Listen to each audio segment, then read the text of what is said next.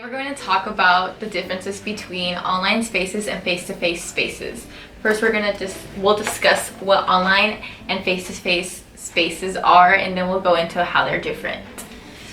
Okay, so we're going to talk about online spaces first.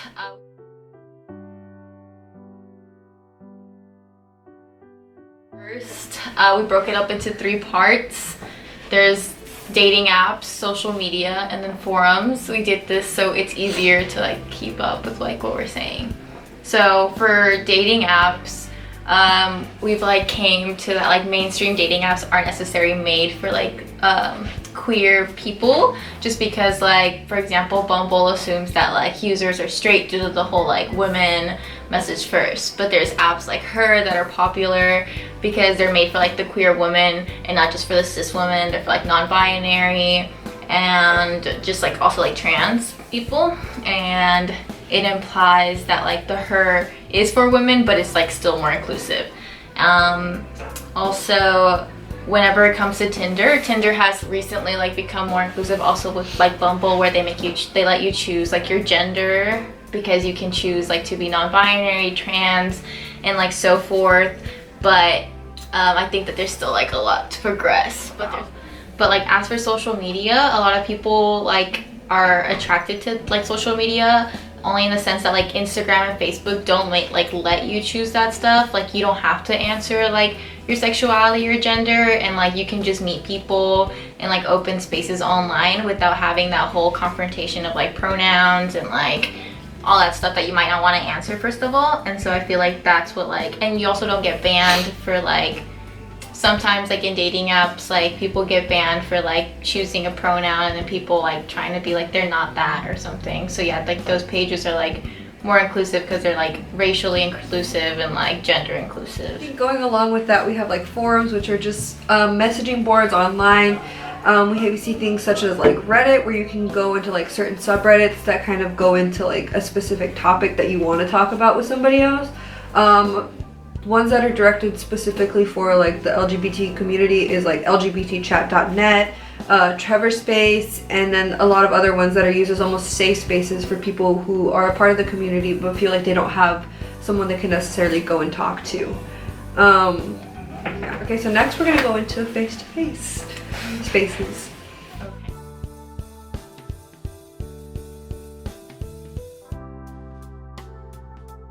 Okay, so culturally talking about face-to-face and how it's become more acceptable, I feel as if we all know about the whole legalization of gay marriage, and I feel that was supposed to be a big stepping stone for the queer community, which it was. But I feel aside from that, it took so long for us to get to there. And I feel recently, as I guess in the age that we are at, in school, it has become more acceptable for queer identities to come out and be presentable, which is really good. And I feel it makes it easier for the people that are younger than us to come out, because I feel before it was never like this. I think growing up, even we had trouble in that whole thing.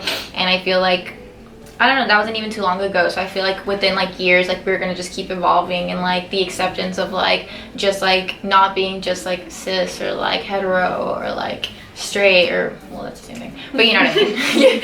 Yeah, well that's gonna change. And I feel we definitely take backlashes whenever we see bad things on media or something. But I feel face-to-face time, if we continue to protest and just kind of make these queer spaces available, it's just gonna get better. Yeah. And gay only spaces and queer only spaces, and just that only space, it's not really a thing anymore because of the evolution of cultural acceptance. Now more than ever, we're more accepting of being gay, being queer, being non-binary, being transgender, and just embracing what they identify as, who they identify as, and everything else.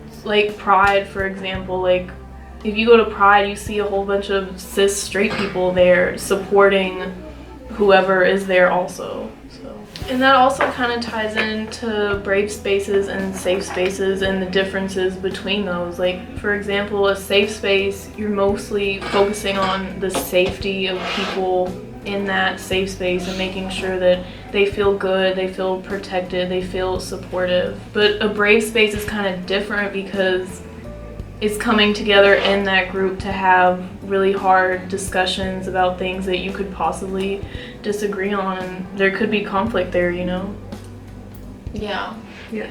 That kind of reminds me of like the whole like middle ground. Have you guys seen those videos? Yeah. Like the middle yeah. ground videos. Like that kind of reminds me of like what an example of like a brave space might be, because you're Yes. discussing like very like polarizing topics Yeah. amongst the community. Yeah. And I think safe spaces are really good, especially for like minorities or like women who have been through like abusive situations and stuff like Yeah. that, just to kind of give them like the space where they feel like safe and able to talk about like their ideas and stuff like that. Yeah, I think they both like have their time, because I feel like with safe spaces, I feel like it's more like someone needs it sometimes, you know what I mean? Like they don't need to have like a conversation, they just need to have like that outlet. Yeah. But with brave spaces, I think it's also beneficial like for people to go into, because like it doesn't like just make you accept like one form of thinking, like it challenges your thinking constantly. And I feel like we all sometimes feel entitled to like our thoughts, and so like it's good to hear like just a different perspective, you know? Yeah.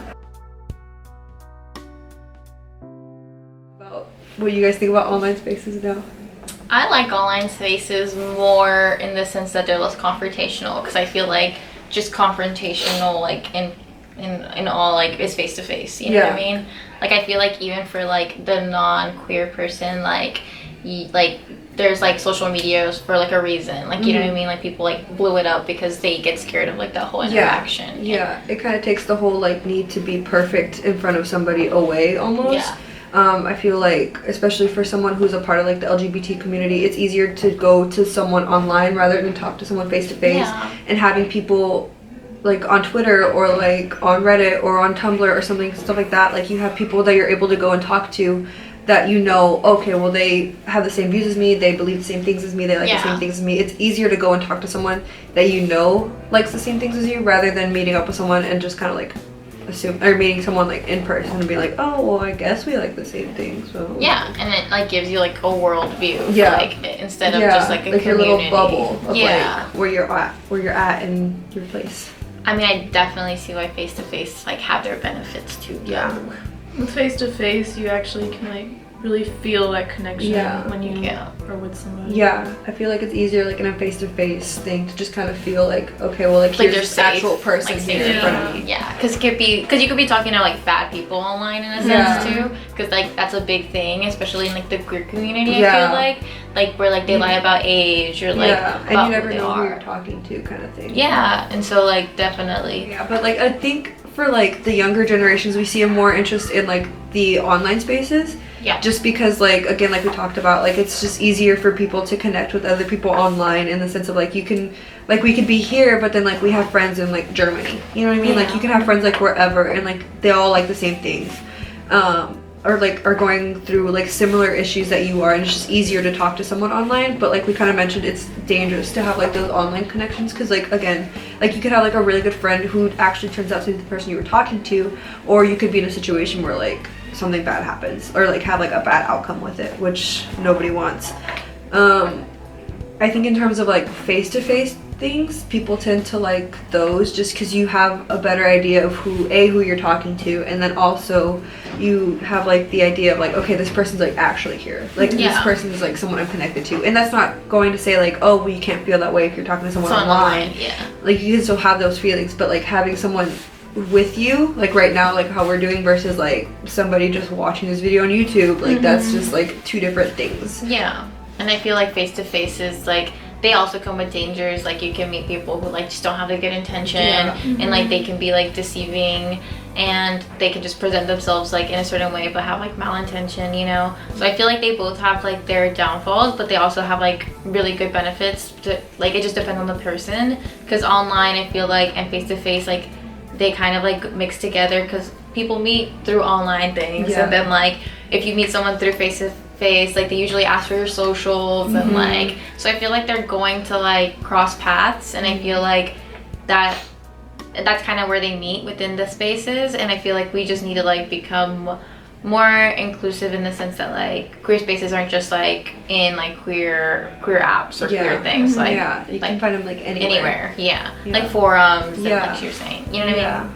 Like Yeah. that wasn't created for like a queer community, but it became something like that. Kind of like Tumblr. Yeah, Like, it was like Tumblr was like used for like whatever, and now it's just kind of like a very like hub for like the LGBTQ community. Yeah, kind of they thing.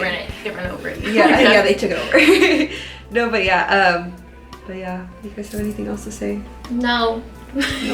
That was it. We hope you learned something from this.